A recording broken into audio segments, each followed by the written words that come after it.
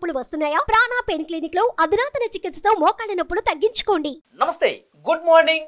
మనం టీవీ వివిధ ప్రధాన పత్రికల్లో వచ్చినటువంటి వార్తలు, ఆ వార్తల వెనుకున్నటువంటి అసలైన వాస్తవాలను ఇప్పుడు చూద్దాం. ముందుగా ఆంధ్రజ్యోతి ప్రధాన వార్తాపత్రికలో హెడ్లైన్స్ ఏమన్నాయో ఒకసారి చూద్దాం. జగన్ ఆడుదాం ఆంధ్ర, ఆడక ముందే అభాసు పాలు అని వార్త మనకు కనిపిస్తోంది. ఆర్భాటంగానే మిగిలిన తొలి రోజు ఆడుదాం, వాలంటీర్లే అంపైర్లు, ఆత్మలకు ఆటల్లో చోటు, కనిపించని జోష్, మైదానాలు ఖాళీ, బయటే యువత, నిర్వాహకులైన సచివాలయ సిబ్బందిలోని నిరాశ, ఆటలు ప్రారంభం కాకముందే వెళ్లిపోయిన డ్వాక్రాలు, గుంటూరులోని నల్లపాడులో ప్రారంభించిన వైఎస్ జగన్. ఆడుదామంధ్ర ప్రారంభ కార్యక్రమంలో మంత్రి రోజాతో బ్యాట్ పట్టించి ఎలా ఆడాలో చూపిస్తున్న సీఎం వైఎస్ జగన్ అంటూ ఒక ఫోటో కూడా ఇక్కడ వేశారు. మంత్రి రోజా బ్యాట్ పట్టుకున్నారు. అసలు ఎట్లా ఆడాలనేది, ఆ బ్యాట్ ఎలా పట్టుకోవాలనేది జగన్ గారు చూపిస్తున్న ఒక ఫోటో మనకి ఇక్కడ కనిపిస్తా ఉంది. దానికి పక్కనే ఇక్కడేమో ఆడుదాం ఆంధ్ర ఉంటే దానికి ప్రధాన బ్యానర్ ఐటమ్ గా జనం ఆందోళన ఆంధ్ర, ఇక్కడ జగన్ ఆడుదాం ఆంధ్ర, ఇటు సైడ్ జనం ఆందోళన ఆంధ్ర అని ఒక బ్యానర్ ఐటమ్ హెడ్లైన్ గా కనిపిస్తోంది. రాష్ట్ర వ్యాప్తంగా నిరసనల హోరు, అటు అంగన్వాడీలు, ఇటు వాలంటీర్లు, వీరికి తోడు మున్సిపల్ కార్మికుల ధర్నాలు, 5 రోజులుగా సమగ్ర శిక్ష ఉద్యోగుల ఆందోళనలు, నేటి నుంచి మెరుపు సమ్మెలోకి కేజీబీవీ టీచర్లు, అన్ని వర్గాల ఒత్తిళ్లతో సర్కారు ఉక్కిరి బిక్కిరైపోతుంది. అంగన్వాడీలు కావచ్చు, మున్సిపల్ కార్మికులు కావచ్చు, కేజీబీవీ టీచర్లు కావచ్చు, అందరూ ఆందోళన చేస్తున్నారు. దాంతో సర్కారు ఉక్కిరి బిక్కిరి అవుతుంది అన్నట్టుగా ఇక్కడ ప్రధానంగా మనకి ఒక బ్యానర్ ఐటమ్ గా, ప్రధాన హెడ్లైన్ గా ఇక్కడ మనకి కనిపిస్తోంది. ఇక మరొకటి, జాతీయ జనసేన పేరుతో కొత్త పార్టీ, గుర్తు బకెట్, అధ్యక్షుడి పేరు పవన్ కళ్యాణ్, కూకట్పల్లిలో పోటీతో బకెట్ కు 800 ఓట్లు వచ్చినాయి. జనసేన ఓట్ల చీలకు ఒక చీకటి వ్యూహం రూపొందిస్తున్నారు జనసేనని దెబ్బతీయటానికి. జనసేన పేరుతో, అలాగే అధ్యక్షుడి పేరు కూడా పవన్ కళ్యాణ్ పేరుతో ఒక కొత్త నాటకం ఆడుతున్నారు. జనసేనని ఇబ్బంది పెట్టడానికి, జన సైనికుల్ని గందరగోళపరచడానికి అన్నట్టుగా ఒక వార్త కనిపిస్తోంది. దీని మీద మనం కొంత విశ్లేషించే ప్రయత్నం చేద్దాం. అనలిస్ట్ కట్టా కార్తీక్ మనతో జాయిన్ అయ్యారు, వారితో మాట్లాడదాం. కట్టా కార్తీక్ గారు, గుడ్ మార్నింగ్. గుడ్ మార్నింగ్ అండి. కట్టా కార్తీక్, జగన్ ఆడుదాం ఆంధ్ర, జనం ఆందోళన ఆంధ్ర, ఎట్లా చూడాలి దీన్ని? జగనేమో జనంతో ఆడుకుంటున్నారు, జనమేమో ఆందోళనతో ఉన్నారు. అది అర్థం చేసుకోవచ్చు. ఎందుకంటే ఒకరు కాదు, ఇద్దరే కాదు కదా. అంగన్వాడీ సమ్మెలో ఉన్నారు, మున్సిపల్ కార్మికులు సమ్మెలో ఉన్నారు, అదే రకరకాల కార్మికులంతా కూడా తమ డిమాండ్ల కోసం మొన్న టీచర్ల ఆందోళనలో ఉన్నారు, ఇప్పటికీ టీచర్ల ఆందోళనలో ఉన్నారు. సో మొత్తం జనం అంతా కూడా తమ సమస్యల పట్ల ఆందోళన వ్యక్తం చేస్తూ ఉన్నారు. ఎందుకంటే జీతాల పెంపు లేదు, జీతాలు 1వ తారీఖు వచ్చే పరిస్థితి లేదు, సమస్యలను పట్టించుకునే నాదు లేదు, ఏపీలో అభివృద్ధి లేదు. ఒక సంక్షేమం, నెలవారీ పింఛన్లు పట్టము, లేదా డబ్బులు అమ్మఒడి, లేదా పథకాలకి డబ్బులు ఇవ్వటం తప్ప ఇంకో రకమైనటువంటి ప్రోగ్రాం ఏపీలో నడవట్లేదు అనేటువంటిది సామాన్య ప్రజల అభిప్రాయం. వాస్తవానికి అంటే ఒకటి నడిపిస్తూ మిగతా అన్ని పనుకోవడం వ్యవస్థ కాదు కదా, కానీ ఆ రకమైనటువంటి వ్యవస్థను ఏపీలో క్రియేట్ చేశారనేటువంటిది ప్రజలందరి ఆందోళన. ఈ మధ్య కాలంలో మనం చాలా వచ్చిందంటే జగన్ అన్న ఎవరైతే నమ్ముకున్నాడో ఆ వాలంటీర్లు కూడా సమ్మె చేసే పరిస్థితికి పోయారు వాస్తవానికి.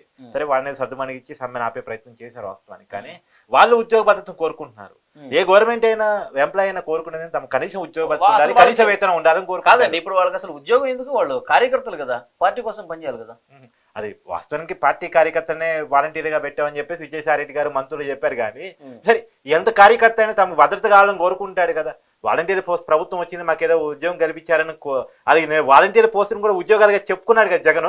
ఇదిగో మా ప్రభుత్వం ఇన్ని ఉద్యోగాలు వచ్చే వాలంటీర్ పోస్టులు ఇచ్చామని చెప్పేసి మన మోడీ గారు ఛాయ్ తాగే ఢీ కొట్టిన ఉద్యోగాలు చెప్పుకున్నారు. మోడీ గారు కూడా చెప్పుకున్నారు వాస్తవానికి వాలంటీర్ ఉద్యోగాలుగా చెప్పుకున్నారు. సార్ చెప్పుకునేయండి, కానీ చెప్పుకున్నప్పుడు గౌరవ వేతనం ఉండాలిగా, ఉద్యోగ బాధ్యత ఉండాలిగా. అవును, ఉద్యోగం అనేవాడికి ఉండాల్సింది అదే కదా, కానీ అది లేదు కదా. కానీ ఎలక్షన్ ముందు ఏంటి ఇన్ని వర్గాలు ఆందోళన చేస్తూ ఉంటే దేనికి సంకేతం అది? ఇప్పుడు ఆయన ఆడుకుంటున్నాడు జనంతో, రేపు జనం ఆడుకునే రోజు వస్తుంది ఆయనతో. ఇప్పుడు ఆల్రెడీ ఆ పీకే గారు, షర్మిల గారు, ఇట్లా పొలిటికల్ గా అందరూ కలిసి జగన్ ఆడుకోవడానికి సిద్ధమయ్యారు. జగన్ గారి గ్రౌండ్ సిద్ధమైపోయింది. సో జగన్ గారికి బ్యాట్ పెట్టడం ఆయన వేరే వాళ్ళు నేర్పించారు. ఎస్సీ ఎస్టీలు, బీసీలు, మైనార్టీలు, అన్ని వర్గాలు కూడా మంచి సంక్షేమం అందించిన ప్రభుత్వం గతంలో అసలు లేనే లేదు. వైసీపీ ప్రభుత్వమే చాలా గొప్పగా చేసిందని చెప్తున్నారు కదా. నేనేమంటానంటే, ఎస్సీ కార్పొరేషన్ అనేది ఒకటి ఉంటుంది, బీసీ కార్పొరేషన్ అనేది ఒకటి ఉంటుంది, ఎస్టీ కార్పొరేషన్ అనేది ఒకటి ఉంటుంది. ఎస్సీ కార్పొరేషన్ ద్వారా ఎన్ని నిధులు ఇచ్చావో జగన్ గారు శ్వేతపత్రం రిలీజ్ చేయగలరా? నేను ఛాలెంజ్ విసురుతున్నాను మీ లైవ్లో నుంచి. అంటే ఈ మిగతా పథకాల నిధులన్నీ తీసుకుపోయి ఆయన అనుకున్న నవరత్నాలకు మళ్లించేసి సంక్షేమ పథకాలు బాగా అమలు జరుగుతున్నాయి అనేది కరెక్ట్ కాదు కదా. ఎస్సీ కార్పొరేషన్ నిధులు ఈ 5 సంవత్సరాలకి ఎస్సీలకు మాత్రమే ఖర్చు పెట్టాల్సిన నిధులు వేరే వాళ్ళకి ఇచ్చేస్తారు. ఎస్సీలకి ఏంటంటే సబ్సిడీ పేరుతోటి లేదా వెహికల్స్ కొనుక్కోవడానికి వాటికి పెట్టుకొని ఎస్సీ కార్పొరేషన్ అనేది ఒకటి ఉంటది. కష్టాల్లో ఉన్నటువంటి ఎస్సీని ఆదుకునే దానికోసం, వైట్ రేషన్ కార్డు ఉన్నటువంటి ఎస్సీని ఆదుకునే దానికోసం ఉండే పథకాలు అవన్నీ. కానీ ఆ కార్పొరేషన్ నిర్వీర్యం అయిపోయిందంట నేను, బీసీ కార్పొరేషన్ నిర్వీర్యం అయిపోయిందంట నేను. అప్పుడు గీత కార్మికులని, యాదవులని ఇట్లా బీసీ రకరకాల కులాలు ఉంటాయి, కుల వృత్తులు ఉంటాయి. ఆ కుల వృత్తుల్ని కాపాడే దానికోసం బీసీ కార్పొరేషన్ ఏమైపోయింది? తెలంగాణ ఇంకా ఎంబీసీ కార్పొరేషన్ పెట్టారు, అక్కడ అది కూడా లేదు. అక్కడ ఉన్న మొత్తం బీసీల కోసం చాలా రకరకాల కార్పొరేషన్ ఏర్పాటు చేశారండి ఆయన. అంతమంది కార్పొరేషన్ చైర్మన్ ఇచ్చారు, వాళ్ళకి కనీసం కుర్చీ లేదు, తర్వాత బెంచీ లేదు కార్పొరేషన్ చైర్మన్లకి, ఒక ఆఫీస్ లేదు కార్పొరేషన్ చైర్మన్లకి. సో కార్పొరేషన్ చైర్మన్ రాజకీయ నిరుద్యోగులు లెక్క కార్పొరేషన్ చైర్మన్ ఇచ్చారు తప్ప బీసీల కోసం, ఎస్సీల కోసం ఇంతకుముందు ఉన్న కార్పొరేషన్ ఇచ్చిన నిధులు ఎంత? అంతకుముందు 5 సంవత్సరాలు చూసుకున్నాం, పాత లెక్కలు కూడా వద్దండి. 2014 నుంచి 2019 వరకు, 2019 నుంచి 2024 వరకు ఎస్సీ కార్పొరేషన్ ద్వారా రిలీజ్ అయిన నిధులు ఎంత, ఎస్టీ కార్పొరేషన్ ద్వారా రిలీజ్ అయిన నిధులు ఎంత? లెక్కలు తీయండి, బయటకు చెప్పండి, శ్వేతపత్రం రిలీజ్ చేయండి, ఓపెన్ ఛాలెంజ్ చూద్దాం. నెక్స్ట్ ఈనాడు చూద్దాం. రగులుతున్న రాష్ట్రం, 2 వారాలుగా అంగన్వాడీలు సమ్మె, కడుపు మండి విధులకు దూరమైన అంగన్వాడీల విషయంలో మాత్రం చాలా సానుకూలంగా ఉండాల్సిన అవసరం ఉంది. వాళ్ళు రోజువారీ పేద ప్రజలకు అందుబాటులో ఉండేటువంటి వ్యక్తులు అంటే వాస్తవానికి ఏంటంటే వాళ్ళ సర్వీస్ మామూలుది కాదు, వాళ్ళ సర్వీస్ని వాళ్ళు గుర్తించాల్సిన అవసరం ఉంది. వాళ్ళు దాని డిమాండ్ పెట్టి సైతికంగా, వాళ్ళు చిన్న ఉద్యోగులు అండి, వాళ్ళ చిన్న ఉద్యోగులు, వాళ్ళు లక్షల జీతాలు తీసుకుంటున్న వాళ్ళు కాదు, వాళ్ళు చేస్తున్న సాక్రిఫైస్ చాలా ఎక్కువ సమాజానికి. సో వాళ్ళ సమస్యలు పెట్టి పాజిటివ్గా స్పందించాల్సిన అవసరం ఉంది. ఒకప్పుడు హైదరాబాద్లో అంగన్వాడీలని రోడ్డు మీద ఈడ్చి కొడితే దాన్ని ఉపయోగించుకుని రాజశేఖర రెడ్డి గారు అయ్యారు సీఎం కావడానికి ప్రధాన ఎజెండాగా మార్చుకున్నారు అంగన్వాడీల మీద. ఆ రోజు జరిగిన రాజకీయ ఉమ్మడి రాష్ట్రం. ఇక్కడ మనం చూస్తున్నాం చూడండి, అంగన్వాడీలతో ప్రభుత్వ చర్చలు విఫలం, సమ్మె యథాతథం. అంటే ఏమంటారట, వచ్చే ప్రభుత్వంలో చేర్పిస్తామని. వచ్చే ప్రభుత్వం ఎవడు చూసిండు? ఈయనే వస్తారు, వేరే వాళ్ళు వస్తారని గ్యారంటీ ఏముంది? వచ్చే ప్రభుత్వం వచ్చే వాళ్ళ హెచ్చరిక ఉందండి, సమ్మె విరమించకపోతే ప్రత్యామ్నాయ ఏర్పాట్లు చేస్తాం, మంత్రి బొత్స హెచ్చరిక. అంటే అంగన్వాడీ ఆయన కూడా ప్రత్యామ్నాయ ఏర్పాట్లు అంగన్వాడీ చేస్తారండి, అట్లా బెదిరించవద్దు ప్రజలని. అది కరెక్ట్ కాదు. అంటే ఆయనే రీప్లేస్ చేసే పరిస్థితి వస్తుంది. ఆల్రెడీ జగన్ గారు రీప్లేస్ చేస్తున్నారుగా. ఇక్కడ మరొక ప్రధాన వార్త ఈనాడులో మనకు కనిపిస్తోంది. మీరు వేటేస్తే మేము ఓటేస్తామా, టికెట్లు ఎగ్గొడితే రాజ్యసభ ఎన్నికల్లో ప్రతాపం చూపిస్తాం, జలకిచ్చేందుకు సిద్ధమవుతున్న ఎమ్మెల్యేలు గండం గట్టెక్కగలమా అని లెక్కలేసుకుంటున్న అధినాయకత్వం. నీకు రాజ్యసభ సీట్ ఇస్తా, 40 మంది ఎమ్మెల్యేలను కాపాడుకో, సమీప బంధువుకు జగన్ ఆఫర్, సీఎం చెప్తేనే వినని వారు నా మాట వింటారా అని ఆయన ఆవేదనతో అన్నట్టుగా తెలుస్తుంది. ఏప్రిల్లో రాజ్యసభకు 55 మంది వీడ్కోలు, జాబితాలో మాజీ ప్రధాని మన్మోహన్, 9 మంది కేంద్ర మంత్రులు కూడా ఉన్నారు. ఆ స్థానాల భర్తీకి మార్చిలోనే ఎన్నికలు, రాజ్యసభ ఎన్నికలు. నేను చెప్పేది ఏంటంటే వైసీపీ ఎమ్మెల్యే అప్పటిదాకా కాదు, అసలు ఇవాళ Jyothi Chandrababu Jaggampeta MLA, YCP MLA రాజీనామా సిద్ధమవుతున్నాడు. జనసేనలో జాయిన్ అవుతున్నాడు. ఆయన జనసేనలో జాయిన్ అయ్యాం. దొరబాబు పిఠాపురం ఎమ్మెల్యే, ఆయన జనసేనలో జాయిన్ అయిపోతున్నాడు. తర్వాత వైజాగ్ లో ఒక ఎమ్మెల్సీ ఆయన కూడా రాజీనామా, నిన్న మంచి ముహూర్తం కాదు, ఇవాళ ఆగాడు, ఇవాళ రాజీనామా చేస్తున్నా, ఆయన జనసేనలో చేరుతున్నారు. సో ఒక్కొక్కరిగా వైసీపీని విడిపోవడానికి ప్రయత్నం చేస్తున్నారు. నిన్న మనమే బయట పెట్టాం, షర్మిల గారి ఇంట్లో సీక్రెట్ బయటికి 2 వైసీపీ ఎమ్మెల్యేలు వచ్చారు. వాస్తవానికి అదే రామకృష్ణారెడ్డి గారు, మాజీ మంత్రి పాదసారథి గారు వచ్చారు. ఇట్లా ఒక్కొక్కరు తమ రాజకీయ వేదికను చూసుకుంటున్నారు. ఏ వేదిక నుంచి అయితే కరెక్ట్ మాకు ఎక్కడ అవకాశం దొరుకుతాయి అనేది. వాస్తవానికి ఇంతమంది ఎమ్మెల్యేలకు బయట అవకాశాలు లేవు కాబట్టి ఆగారు, కానీ సగం పైన ఎమ్మెల్యేలు ఇప్పటికిప్పుడు జంపుగాడ రెడీగా ఉన్నారు. 50 మంది ఎమ్మెల్యేలు మనకున్న సమాచారం మేరకు వైసీపీని నిలవడానికి రెడీగా ఉన్నారు. ఇక్కడ మనకి సాక్షి చూద్దాం ఒకసారి. కటా కార్తీక్, మెగా టోర్ని మొదలైంది, ఆడదాం ఆంధ్ర కార్యక్రమం సంబంధించి ఇక్కడ మనకు కనిపిస్తోంది. కోవూరులో సాధికార ప్రదర్శన. నెల్లూరు జిల్లా నార్తురాజు పాలెనికి తరలివచ్చిన ఎస్సీ ఎస్టీ బీసీ మైనార్టీలు ఘనంగా వైఎస్ఆర్సీపీ సామాజిక సాధికార బస్సు యాత్ర, బ్రహ్మరథం పట్టిన ప్రజలు జై జగన్ నినాదాలతో హోరెత్తిన రాజుపాలెం. మనకి ఇక్కడ ఈ సాధికార బస్సు యాత్రకి జనాలు బాగానే వస్తున్నట్టు కనిపిస్తున్నది. ఇక్కడ ఫోటోను పెట్టి చూస్తే మనం, అంటే దీన్ని ఎంతవరకు నమ్మొచ్చు? వచ్చుండొచ్చు, జనాలు వచ్చుండొచ్చు అని మనం కాదని. అది కూడా పెద్ద పార్టీ కదా వైసీపీ ఏమి. అంటే 2 మంత్రులు వస్తున్నారు, వాళ్ళు సమీకరించుకుంటారు, ఆయన చేస్తారు, కాదని మనం చెప్పాలి. అంటే ప్రతిపక్షాలు జగన్ పని అయిపోయింది, అసలు ఏమి లేదు అని ఒక పక్క కనిపిస్తుంటే, కానీ యాత్రకు జనాలు లేనంత అని కాదులే. కానీ వాస్తవానికి ఈసారి ఆ పరిస్థితి బాగలేదు, ఆయన ఖచ్చితంగా ఓడిపోయే పరిస్థితి అనేది క్లియర్ కట్. ఇప్పుడు నేను ఏమంటానండి, ఎస్సీ ఎస్టీ సాధికార యాత్ర చేస్తారు, ఎస్సీ ఎస్టీ బీసీ సాధికార యాత్ర చేస్తున్నారు. నేను ఇప్పుడు ఇంతకుముందే మీ దగ్గర స్వరం చూసాను, ఎస్టీ ఎస్టీ బీసీ ఈ 3 వర్గాల గురించి మాట్లాడుకుంటున్నారు కదా. 2014 నుంచి 2018 వరకు ఎస్టీ బీసీ కార్పొరేషన్ నుంచి అందిన నిధులు ఎంత, అందిన సహాయం ఎంత, 2019 నుంచి 2024 వరకు అందిన సహాయం ఎంత, లెక్కలు చూసుకుందాం. సరిపోతుంది కదా, సగం కూడా అందలేదని నేను చెప్తాను. నేను ఆ డబ్బులన్నీ నవరత్నాల కోసం మళ్లించేశారు. ఎస్టీ కార్పొరేషన్లకు నిధులే లేవు అసలు వాస్తవానికి. బీసీ కార్పొరేషన్ వేశారు, చైర్మన్లు కూర్చోడానికి కుర్చీలు లేవు, బలాలు లేవు, కనీసం ఆఫీసులు లేవు. ఇది నేను చెప్పదలుచుకున్నాను. మరి కాదని మంత్రులు చెప్పగలరా? వాస్తవానికి ఏంటంటే ఇక్కడ ఎస్టీ బీసీ సాధికార యాత్రలో పాల్గొన్న వాళ్ళు ఏదో ప్రజలకు ప్రామిస్ చేస్తారు కదా, వాళ్ళకి దిక్కులేదు. వాళ్ళ పొలిటికల్ కెరీర్ ప్రమాదాలు పడబోతుంది. వాళ్ళందరినీ చెప్రింగ్ చేయబోతున్నారు. ఇప్పుడు ఎగ్జాంపుల్ మొన్న 11 మందిని అఫీషియల్ గా ప్రకటించారు కదా, దాంట్లో ఎస్సీఏ మంత్రి మరుగు నాగార్జున గారి పరిస్థితి బస్ యాత్రలో ఉన్నాడు. ఆయన చెప్రింగ్ చేసి వేరే చోట నువ్వు ఇక్కడ ఉంటే గెలవలేవు, వేరే చోట పంపిస్తావు అని చెప్పేసి పంపించేశారు. చెప్రింగ్ చేశారు, జిల్లాని చెప్రింగ్ చేశారు. ఉమ్మడి గుంటూరు జిల్లా నుంచి ఉమ్మడి ప్రకాశం జిల్లాకి. అంటే మంత్రులే పనికిరానని జగన్ గారు తేలుస్తున్నప్పుడు ఆ మంత్రులు పెట్టుకుని బస్ యాత్ర చేస్తే ఉపయోగం ఏంటి? అవును. ఇప్పుడు నమస్తే తెలంగాణ చూద్దాం. ఆర్థికంగా ఆదుకోండి. నిన్న తెలంగాణ ముఖ్యమంత్రి రేవంత్ రెడ్డి గారు, ఉప ముఖ్యమంత్రి భట్టి విక్రమార్క గారు ప్రధాని మోదీని కలిశారు. పెండింగ్ నిధులు ఇచ్చి విభజన హామీలు నెరవేర్చండి, పాలమూరు రంగారెడ్డికి జాతీయ హోదా ఇవ్వండి, సాగు విద్య వైద్య రంగం బలోపేతానికి సహకరించండి. ప్రధానికి సీఎం అలాగే డిప్యూటీ సీఎం వినతి. ఢిల్లీలో మోదీతో సుమారు అరగంట పాటు వీళ్ళిద్దరూ చర్చలు జరిపారు. ఏంటి ఇప్పుడు కాంగ్రెస్ ప్రభుత్వం ఏర్పడింది, ప్రధాని మోదీ గతంలో సహకరించారా లేదా పక్కన పెడితే ఇప్పుడు కాంగ్రెస్ ప్రభుత్వం ఉండగా ఎంతవరకు సహకరిస్తారు? పెద్ద క్వశ్చన్ ఇది. అదే పెద్ద క్వశ్చన్ వస్తుంది, కాంగ్రెస్ ప్రభుత్వానికి సహకరిస్తారనేది. సరే, ఒక విషయం ఇంకోటి ఏంటంటే కేసీఆర్ కూడా రాజకీయంగా ప్రయత్నం చేయలేదు రాష్ట్రానికి రావాల్సిన నిధుల కోసం అనేది బీజేపీ అభియోగం. సరే, వాళ్ళు ప్రయత్నం చేశారు, కలిశారు కదా, మరి వాళ్ళ ప్రయత్నాన్ని మనం అప్రిషియేట్ చేయాలి. మోడీ గారు కూడా నిప్పుగా ఉన్నప్పుడు అసలు బీఆర్ఎస్ నుంచి ముఖ్యమంత్రి కేసీఆర్ గారు అసలు ఎన్నిసార్లు ప్రధాని మోదీని కలిశారు, అసలు కలిసారా లేదన్నది పెద్ద డౌట్. అది కలిసాట అంటే మోడీ గారు చెప్పింది, మనం చెప్పాను. కలిసాట నా కొడుకుని సీఎం చేయాలనుకున్నారు, మీ ఆశీర్వాదం కావాలని అడిగారట. అది అట్టుంటది ఆయనతో పంచాయతీ. ఆయన ఇప్పుడు వీళ్ళు కలిసి రాష్ట్రం మీద ఏదో నిధులు అడిగారని చెప్పేసి ప్రెస్ మీట్ పెట్టారు. కానీ ఎట్టైనా అడుగుంటారు, ఇది కాంగ్రెస్ వాళ్ళు కాబట్టి ఇంకా అంతకుమించి రాజకీయాలు మాట్లాడడానికి ఏముంటది. రాష్ట్రం గురించి ఏం మాట్లాడలేదంటారా కేసీఆర్ గతంలో? మళ్ళీ కొడుకు గురించి మాట్లాడారు. కొడుకు గురించి మాట్లాడారు, నేను చెప్పింది కదా, మోడీ గారే చెప్పారు. తర్వాత ఇప్పుడు ఏంటంటే సరే ఈ నిధులు సరే అప్పుడు కేసీఆర్ గారు అడిగారా అడగలేదా, అడిగితే ఇవ్వలేదా, అది పక్కన పెట్టేస్తే ఇప్పుడైతే అడిగారు కదా, అడిగిన నిధులు ఇవ్వాలి. బయ్యారం ఒక్క బ్యాటరీ ఇవ్వాల్సిందే, కోచ్ బ్యాటరీ ఇవ్వాల్సిందే, పాలమూరు రంగారెడ్డికి జాతీయ హోదా ఇవ్వాల్సిందే, మన పెండింగ్ నిధులు ఇవ్వాల్సిందే. తర్వాత ఇది ఆంధ్రప్రదేశ్ తో మనకున్నటువంటి రకరకాల పంచాయతీలకి ఫుల్ స్టాప్ పెట్టాల్సిందే. వాటర్ విడుదల విషయంలో, నీటి విడుదల విషయంలో కానీ, పవర్ పంచాయతీలు కానీ, ఇట్లాంటి విషయంలో ఇప్పుడు రాష్ట్ర విభజన జరిగి 10 సంవత్సరాలు అయినప్పటికీ కూడా ఇంకా విభజన సమస్యలు వెంటాడుతున్నాయి అంటే కేంద్రం నిర్లక్ష్యం మేరకున్నట్టు వాటికి ఫుల్ స్టాప్ పెట్టాల్సిందే అనేటువంటిది మన బలమైన కోరిక. ఓకే, ఇంకొకటి కోల్బెల్ట్ లో పోలింగ్ జరుగుతుంది కట్టగార్తికి రోజు. సింగరేణి గుర్తింపు సంఘం ఎన్నికలకు ఏర్పాట్లు ఇక్కడ ఆసక్తికరమైన అంశాన్ని చెప్తానండి. కోల్బెల్ట్ ఎన్నికల్లో బీఆర్ఎస్ సపోర్ట్ గా ఉన్నటువంటి తెలంగాణ బొగ్గిగని కార్మిక సంఘం ఎలక్షన్ దూరం అయిపోయింది. వాస్తవానికి కల్వకుంట్ల కవిత గారు దానికి గౌరవాధ్యక్షులుగా ఉన్నారు. అందరూ రెడీ చేసుకోండి, మన ఎన్నికల్లో పోటీ చేస్తామని చెప్పిన మరుసటి రోజు కేసీఆర్ గారు మన ఎన్నికల్లో పోటీ చేయట్లేదని చెప్పేశారు.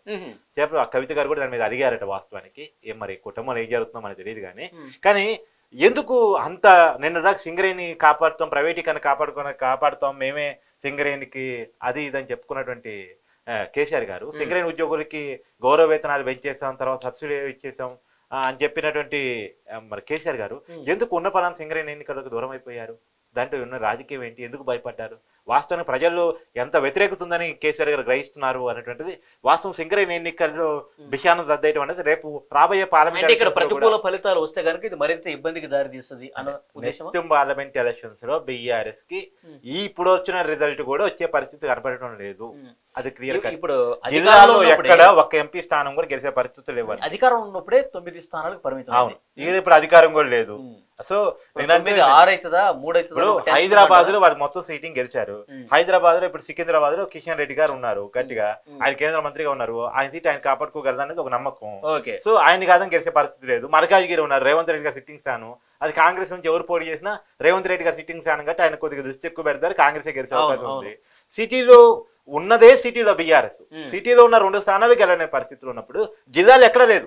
అవును, జిల్లాలు మొత్తం తెలంగాణ ఇన్ఛార్జిగా అమిత్ షా పార్లమెంట్ ఎన్నికల బాధ్యత అప్పగించిన బీజేపీ నాయకత్వం 28న రాష్ట్ర స్థాయి సమావేశం ఉండబోతోంది. ఎన్నికలకు 90 రోజుల కార్యాచరణ అని చెప్పి కిషన్ రెడ్డి గారు కూడా నిన్న మాట్లాడిన విషయం తెలిసింది. ఇప్పుడు ఇన్ఛార్జిగా ఆయన వస్తే అమిత్ షా గారు రాబోతున్నారు 28వ తారీఖు. మనం మాత్రమే చెప్పాం రాబోయే కాలంలో అతి కొద్ది రోజుల్లోనే బండి సంజయ్ మళ్ళీ పార్టీ ప్రెసిడెంట్ గా తీసుకొచ్చే పని జరుగుతూ ఉంది. జోరుగా చర్చ జరుగుతుంది. ఎందుకంటే ఆయన తీసేయడం వల్ల ఎలాంటి నష్టం జరిగింది అనేది ఇప్పటికే గ్రహించింది హైకమాండ్. వాస్తవానికి ఏంటంటే వాళ్ళు చేసిన కొన్ని తప్పులు ఉన్నాయి. ఇప్పుడు ఢిల్లీ లిక్కర్ స్కామ్ లో కవిత గారిని ఎందుకు అరెస్ట్ చేయలేదు? బీజేపీ సొంత నాయకులు అడుగుతున్న ప్రశ్న, దానికి సమాధానం లేదు.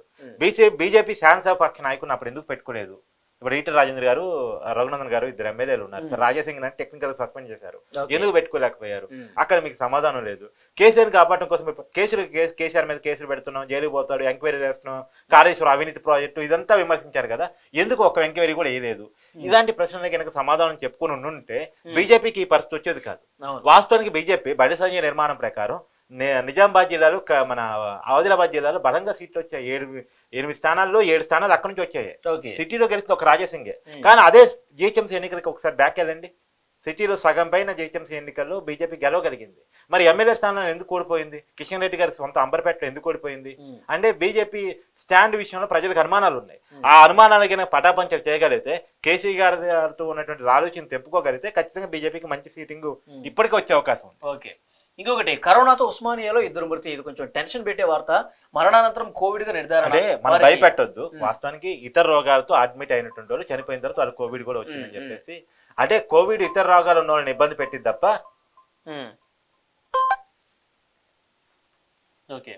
ఇతర రోగాలతో ఉన్న వాళ్ళని ఇబ్బంది పెట్టింది తప్ప కోవిడ్ తో కారణంగా చనిపోవడం అనేది కాదు. దాన్ని మళ్ళా వేరేగా మార్చి చెప్పే ప్రయత్నం చేయొద్దు. అంటే కూడా ఈ విషయంలో జాగ్రత్త పడాలి. ప్రజలను అప్రమత్తంగా ఉండాల్సిన అవసరం డెఫినెట్ గా మాస్కులు పెట్టుకోవాలి, సోషల్ డిస్టెన్స్ అయితే పాటించాలి, టెస్టుల సంఖ్య ప్రభుత్వం కూడా పెంచాల్సినటువంటి అవసరం కనిపిస్తోంది డెఫినెట్ గా. ఎందుకంటే ఈ చలి వాతావరణంలో ఇంకా స్ప్రెడింగ్ ఎక్కువ అవకాశం ఉందని రేవంత్ రెడ్డి గారు ఈ విషయాన్ని మీరు గమనించండి. ఎందుకంటే టెస్టింగ్ పెంచాలి, వాస్తవానికి కరోనా జాగ్రత్తలు ప్రజలకి విరివిగా చెప్పాలి. అది చూడాలి మరి ఆ విషయంలో ప్రభుత్వం ఎలాంటి జాగ్రత్తలు తీసుకుంటుంది అనేది. ఓకే, మనం నెక్స్ట్ వెలుగు చూద్దాం. వెలుగు దినపత్రికలో పాల్మూరు ప్రాజెక్టుకు జాతీయ హోదా ఇవ్వండి నిన్న ముఖ్యమంత్రి ఉప ముఖ్యమంత్రి మోదీని కలిసి కోరినట్టుగా ఇక్కడ ప్రధాన వార్త కనిపిస్తోంది. ఫాక్స్కాన్ కు సహకరిస్తా అంటే కాదు, నాకు అర్థం కాదు, నిధులు మాత్రమే అడిగారా? కాళేశ్వరం ప్రాజెక్టు మీద సిబిఐ ఎంక్వైరీ కూడా అడిగారా? అది బయటకు రాలే వార్తలు. వాస్తవానికి అది డౌటే. అది కాళేశ్వరం ప్రాజెక్టు మీద సిబిఐ ఎంక్వైరీకి అడగటం, తర్వాత విద్యుత్ ప్రాజెక్టు అవినీతి మీద సిబిఐ ఎంక్వైరీ అడగటం, అదే నేను కూడా మేము సిట్టింగ్ జడ్జితో విచారణ చెప్దాం అనుకుంటున్నారు కాబట్టి అడిగి ఉండరు. మరి చూడాలి. ఇప్పుడు వాళ్ళకి సిబిఐ మీద నమ్మకం లేదు కదా. ఇప్పుడు మోదీ కేసీఆర్ ఒకటే అయినప్పుడు సిబిఐ ఎట్లా పనిచేస్తాను? సో అందుకే ఆయన తెలివిగా సిట్టింగ్ జడ్జి అంటున్నాడు. ఓకే, ఫాక్స్కాన్ కు సహకరిస్తాం. కంపెనీ ప్రతినిధులతో భేటీలో సీఎం రేవంత్. పారిశ్రామికాభివృద్ధిను ప్రభుత్వం కట్టుబడి ఉంది. ఎలక్ట్రానిక్స్ గొప్పతనాన్ని చెప్పారు. ఇక్కడ గొప్పతనాన్ని చెప్పుకోవాలి. వాస్తవంగా పాకిస్తాన్ కంపెనీకి పోయినసారి కేసీఆర్ గారు వాళ్ళ చొరవ ఒప్పుకోవాలి. కానీ ప్రభుత్వం మారిపోయింది. పాత కంపెనీని తరమేయకుండా మేము సహకరిస్తాం రండి కంపెనీలు అని ఒక సానుకూల వాతావరణాన్ని క్రియేట్ చేయడం అనేది మంచి పరిణామం. మనది ఏపీలో లేదు. అది వాస్తవం చంద్రబాబు ఏదైనా కంపెనీలు తీసుకొచ్చి ఇప్పుడు గల్లా జయదేవ్ గారు ఉన్నారు, టీడీపీ ఎంపీ. ఆయన సంబంధించినటువంటి కంపెనీలు దాన్ని దీన్ని కంపేర్ చేయలేదు. ఎందుకంటే అది తెలుగుదేశం కాబట్టి, ఆయన తెలుగుదేశం పార్టీలో ఉన్నాడు కాబట్టి కొంచెం రాజకీయ వైరంతో ఆ కంపెనీలు కాదు. వైజాగ్ లో ఎన్ని కంపెనీలు తరలిపోయా? ఎన్ని కంపెనీలు తరలిపోయా? ఇప్పుడు హార్డ్వేర్ కంపెనీ లూలు మాల్ ఉంది కదండి. లూలు మాల్ ఏపీ నుంచి వచ్చేసింది. ఇక్కడికి వచ్చింది, హైదరాబాద్ కు వచ్చింది. అంటే ఇలాంటి హార్డ్వేర్ కంపెనీలు వైజాగ్ నుంచి ఎన్ని తరలి హైదరాబాద్ వచ్చేసాయి. ఎందుకు సానుకూల వాతావరణాన్ని, ఇండస్ట్రీలో సానుకూల వాతావరణాన్ని ఏపీలో క్రియేట్ చేయలేదు? వాస్తవానికి ఇది జగన్ గారు నేర్చుకోవాల్సింది. కొత్త ప్రభుత్వం వచ్చి ఆయన కొత్త ముఖ్యమంత్రిగా ఉండి ఎంత ప్రయత్నం చేస్తున్నారు, ఇండస్ట్రీ రావాలి, మా పిల్లగాళ్ళకి ఉద్యోగాలు రావాలి అని చెప్పేసి. కానీ ఆ ప్రయత్నం ఏపీలో ఎందుకు జరగట్లేదు? వాస్తవానికి అదే బాధాకరం. అంటే గత ప్రభుత్వాలు ఏదైనా అరకొర అభివృద్ధి ఉంటే దాన్ని కొనసాగించుకుంటూ పోవాలి. అంటే ప్రభుత్వం ఆల్వేస్ ప్రభుత్వం అండి. ప్రభుత్వం అంటే రాజకీయ నాయకులు మారుతారు కానీ గవర్నమెంట్ ఆల్వేస్ గవర్నమెంట్. ఇప్పుడు రాజధాని విషయం కూడా అదే కదా చర్చించుకునేది. ఇప్పుడు చంద్రబాబు అసెంబ్లీలో ఒక నిర్ణయం జరిగిన తర్వాత, అసెంబ్లీ రాజధాని ఇది అని చెప్పుకున్న తర్వాత నెక్స్ట్ గవర్నమెంట్ వచ్చినా కానీ అదే రాజధాని కావాలి. ఇప్పుడు నేను హైదరాబాద్ ఇప్పుడు రాజధాని కొనసాగించి జగన్ మార్కు చూపించండి. అందులో రాజధాని ఇది జగన్ ఇంత బాగా చేశాడు అనిపించండి, అంతే కదా. అంతేగాని ఆయన రేవంత్ రెడ్డి వచ్చి హైదరాబాద్ బాగా చేసి కేటీఆర్ కంటే నేను బాగా చేశాను చూపించుకోవాలి కానీ లేదు హైదరాబాద్ కదా వరంగల్ రాజధాని పెడతానని అట్టుకుంటారు. ఇంకొక ప్రధాన వార్త, ప్రజాపాలనలో ప్రతి దరఖాస్తుకు రసీదు.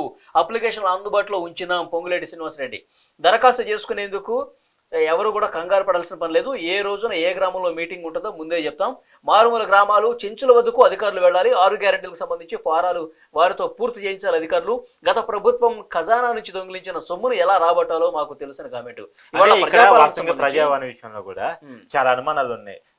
దరఖాస్తు తీసుకుంటారు, పక్కన పడేస్తారు, అది తీరతయ్యా లేదా, ఏదో అప్పుడు కేసీఆర్ ప్రజలకు కలిసి అవకాశం లేదు కాబట్టి ఇప్పుడు ఇచ్చారు తప్ప దాంట్లో నిజంగా నెరవేర్చలేదు అనుమానాలు ఉన్నాయి. వాటి పటాపంచలు చేస్తున్నట్టు మనకు కనపడతా ఉంది. ఏంటంటే వాళ్ళ 28వ తారీఖు నుంచి 6 గ్యారెంటీలకు సంబంధించి దరఖాస్తులు స్వీకరిస్తాం. వాళ్ళ కమిట్మెంట్ ఆ ఫామ్ 6 గ్యారెంటీ ఫామ్లు కూడా ఫిల్ చేసుకుని వాళ్ళ సబ్మిట్ చేసే అవకాశం ఈ రోజు నుంచి ప్రారంభమైంది. ప్రతి గ్రామంలో కూడా గ్రామ సభ, బస్తీ సభలు, పట్టణాలు, నగరాల్లో బస్తీ సభలు ఫారమ్స్ అన్ని తీసేసుకుని అప్లికేషన్ అన్ని తీసుకుని దాన్ని అర్హులు ఎవరో గుర్తిస్తారు. హామీలు ఇవ్వటం కాదు, కమిట్మెంట్ గా నిలబెట్టుకోవడం అనేటువంటిది. అధికారులు కూడా పూర్తిస్తారు. ఇక్కడ ఇన్స్ట్రక్షన్ చూడండి, ప్రతి అధికారి కూడా ఆ మారుమూల గ్రామాలు అయినా సరే చెంచుల వద్దకు కూడా మీరు వెళ్ళాలి, వాళ్ళతో అప్లికేషన్స్ నింపించాలి. కాకపోతే ఇక్కడ మనం అడుగుతుంది ఏంటంటే వైట్ రేషన్ కార్డు కండిషన్ తీసేయండి. ఎందుకంటే గత 10 సంవత్సరాలుగా కేసీఆర్ గారి ప్రభుత్వం ఎలాంటి వైట్ రేషన్ కార్డు జారీ చేయలేదు. ఇప్పుడు నాతో సహా నేను ఫ్యామిలీ పెట్టి నాకు పెళ్ళి 8 సంవత్సరాలు అవుతుంది. రేషన్ కార్డు అంటే పర్లేదు అప్లై చేసుకుందామన్నా కానీ లేదు. సో రేషన్ కార్డు రాని పరిస్థితి. సో ఇలాంటి చాలా మంది సామాన్యులు, మిడిల్ క్లాస్ వాళ్ళు రేషన్ కార్డు అప్లై చేసుకోవడానికి అవకాశం లేకుండా పోయింది. రేషన్ కార్డు అప్లై చేసుకోవడానికి కూడా సమయం ప్రారంభం అవుతున్నట్టు. నేనేమంటానంటే 6 గ్యారెంటీలకి ఇప్పటికి రేషన్ కార్డు పెట్టకండి. రేపు పొద్దున పథకాలు అమలు చేసుకోవడానికి రేషన్ కార్డు పెట్టండి. ముందు రేషన్ కార్డు ఇవ్వండి. అవసరం ఈ 6 గ్యారెంటీ ఒక వారం వాయిదా వేయండి. రేషన్ కార్డు ఇవ్వండి. రేషన్ కార్డు అర్హులైన ఈ 6 గ్యారెంటీలు అర్హులందరికీ కూడా ఈ కాంగ్రెస్ అర్హులను నిర్దేశించే దాంట్లోనే రేషన్ కార్డు ఇబ్బంది వస్తుంది అంట. నేను ఇప్పుడు ఈ నెలలో ప్రారంభించేసి ఆగిపోదు కదా 6 గ్యారెంటీలు, 5 సంవత్సరాల కాలంలో ఉంటుంది కదా. అది కంటిన్యూస్ ప్రాసెస్ కావాలి. అదే ఒక్కసారి అమలు చేసుకోవటం, అప్లై చేసుకోవటం అనేది ఒక ప్రాసెస్ స్టాప్ అయిన తర్వాత ఇప్పుడు రేషన్ కార్డు అనేది కూడా నిరంతర ప్రాసెస్ ఉండాలి. నిజానికి అవును, నిరంతర ప్రాసెస్ ఉండాలి. కానీ అది లేదుగా. ఇప్పుడు 6 గ్యారెంటీలు కూడా నిరంతర ప్రాసెస్ పెడతారా, ఒక డేట్ పెట్టి స్టాప్ చేస్తారా, మళ్ళా నోటిఫికేషన్ మళ్ళా టైంలో చేస్తారని చూడాలి. జనవరి 6వ తారీఖు వరకు అనుకుంటా ఈ దరఖాస్తులు. మరి అంతే కదా, మీరు అన్నట్టు జనవరి 6వ తారీఖు అంటే ఫుల్ స్టాప్ పెట్టేసినట్టే కదా. నిరంతరం రెగ్యులర్ గా పెట్టలేదు. ఇది 6వ తారీఖు వరకు పెట్టారు. 6వ తారీఖు తర్వాత వరకు అప్లై చేసుకున్న వాళ్ళ వరకు వాళ్ళు ఫీడింగ్ చేసేసి వాళ్ళ వరకు ఇచ్చేస్తారు. చూద్దాం తర్వాత ఎట్లా ఉంటుంది ఏంటంటే మళ్ళీ అప్లై చేసుకోవడానికి అవకాశం ఉంటుందో 6 గ్యారెంటీలకి ఎట్లా ఉందో. అదే నువ్వు 6వ తారీఖు వరకు పెట్టినప్పుడు రేషన్ కార్డు పెట్టచ్చు. లేదు నిరంతరాయంగా కొనసాగే ప్రాసెస్. రేషన్ కార్డు ఇవ్వలేదు కదా 9 ఏళ్ళుగా. చాలా మంది లక్షల కుటుంబాలు వెయిట్ చేస్తున్నాయి రేషన్ కార్డు కోసం. కేసీఆర్ మోసం చేసిన పెద్ద దొంగ ఇదే ఇది వాస్తవానికి. ఎవరికి రేషన్ కార్డు ఇవ్వలే. మళ్ళీ ప్రతిపదానికి రేషన్ కార్డు పెట్టాడు. దళిత బంధుకు రేషన్ కార్డు పెట్టాడు, బీసీ బంధుకు రేషన్ కార్డు పెట్టాడు. కానీ రేషన్ కార్డు నువ్వు ఇచ్చింది ఏది? కొత్త కుటుంబాలకి ఏ పథకం అమలు చేసుకోవడానికి అవకాశం లేకుండా, ఏ పథకం రాకుండా చేసింది దొంగ. 9 సంవత్సరాల కాలంలో ఎన్నో పెళ్లిళ్ళు జరిగి కొత్త ఫ్యామిలీస్ ఏర్పడ్డాయి. వాళ్ళందరూ కూడా రేషన్ కార్డు కోసం ఎంతో ఆశగా ఎదురు చూశారు. అవును, కానీ వాళ్ళకి దొరకలేదు. ఇప్పుడు ఈ కాంగ్రెస్ ప్రభుత్వంలో రేషన్ కార్డు ఇస్తామని చెప్తున్నారు. రేవంత్ రెడ్డి గారు మీరైనా ఒకటి గమనించండి. గత 9 సంవత్సరాల కాలంలో రేషన్ కార్డు ఇవ్వలేదు. మీరు 6 పథకాలకు అవసరమైతే మీరు ఎట్టా 100 రోజులు టైం ఇచ్చారు.